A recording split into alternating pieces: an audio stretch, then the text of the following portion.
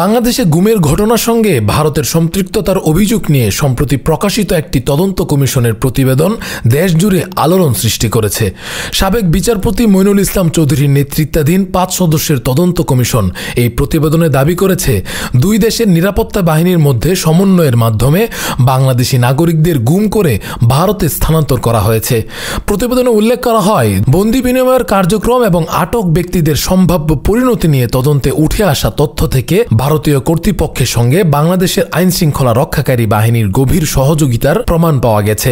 প্রতিবেদনে উল্লেখিত একটি ঘটনার মধ্যে রয়েছে সুখরঞ্জন বালি, যাকে বাংলাদেশ সুপ্রিম কোর্টের প্রাঙ্গণ থেকে তুলে নিয়ে ভারতের একটি কারাগারে আটকে রাখা হয়েছিল। কমিশনের প্রতিবেদন অনুযায়ী র্যাব গোয়েন্দা শাখা বাংলাদেশের 2 বন্দীকে 2011 সালে ভারতের কাছে হস্তান্তর করে। ভারতীয় সীমান্তরক্ষী বাহিনী বিএসএফ এর উপস্থিতিতে এ বন্দী হস্তান্তরের ঘটনা আন্তর্জাতিক মানবাধিকার আইন লঙ্ঘনের ইঙ্গিত বহন করে। কমিশনের প্রতিবেদন প্রকাশের কয়েকদিন পর চাঞ্চল্যকরভাবে নিজ বাড়ি ফিরে আসেন ধামরাইয়ের রহমতুল্লাহ। পরিবারের দাবি, 2023 সালের 19 আগস্ট রাত 12টার দিকে র্যাব পরিচয়ে তাকে বাড়ি থেকে তুলে নেওয়া হয়। পরিবারের সদস্যরা র্যাব, ডিবি অফিস, থানাসহ বিভিন্ন জায়গায় খোঁজাখুঁজি করেও তার কোনো সন্ধান পাননি। 1.5 বছরেরও বেশি সময় পর রহমতুল্লাহ চাঁপাইনবাবগঞ্জের রহনপুর পুলিশ তদন্ত কেন্দ্রে হাজির হন। পুলিশের মাধ্যমে জানা যায়, তাকে ভারতে পাঠানো হয়েছিল। পাসপোর্ট না থাকার কারণে ভারতীয় প্রশাসন তাকে 6 মাসের কারাদণ্ড দেয়। বিএসএফ তাকে সীমান্ত পার করে বাংলাদেশে ফেরত পাঠায়। এ ঘটনাটি কমিশনের প্রতিবেদনের আলোচ্য গুমের কৌশলের সঙ্গে মিলে যায়। রহমতুল্লাহ জানান, তুলে নেওয়ার পর তার চোখে কালো কাপড় বাঁধা ছিল এবং তিনি কোথায় ছিলেন তা বলতে পারেন না।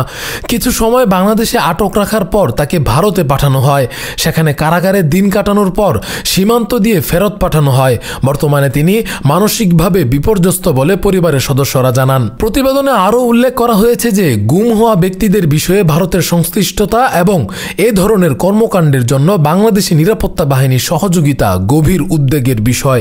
মানবাধিকার সংস্থাগুলো এই প্রতিবেদনকে অত্যন্ত গুরুতর উল্লেখ করে আন্তর্জাতিক পর্যায়ে তদন্তের দাবি জানিয়েছে।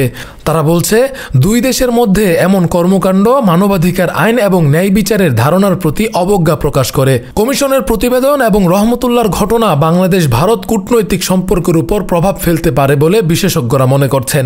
ভারতের বিরুদ্ধে এমন অভিযোগ এই অঞ্চলে আন্তর্জাতিক পর্যবেক্ষণ বাড়াতে পারে। বিশেষ করে আন্তর্জাতিক সম্প্রদায়ের চাপ ভারতকে এ বিষয়ে জবাবদিহিতার আওতায় আনতে পারে। রহমতুল্লাহর ঘটনা এবং তদন্ত কমিশনের প্রতিবেদন বাংলাদেশে গুমের ভয়াবহ বাস্তবতাকে সামনে নিয়ে এসেছে। এই ঘটনা শুধু একটি ব্যক্তিগত গল্প নয়, বরং এটি মানবাধিকার লঙ্ঘনের বৃহত্তর প্রশ্নও তোলে। ভবিষ্যতে এই ধরনের ঘটনার পুনরাবৃত্তি রোধে এবং অপরাধীদের জবাবদিহি নিশ্চিত করতে অন্তঃসীমান্ত তদন্ত এবং আন্তর্জাতিক সমন্বয় জরুরি। রাকিবুল ইসলাম রইস, ফেস দ্য পিপল।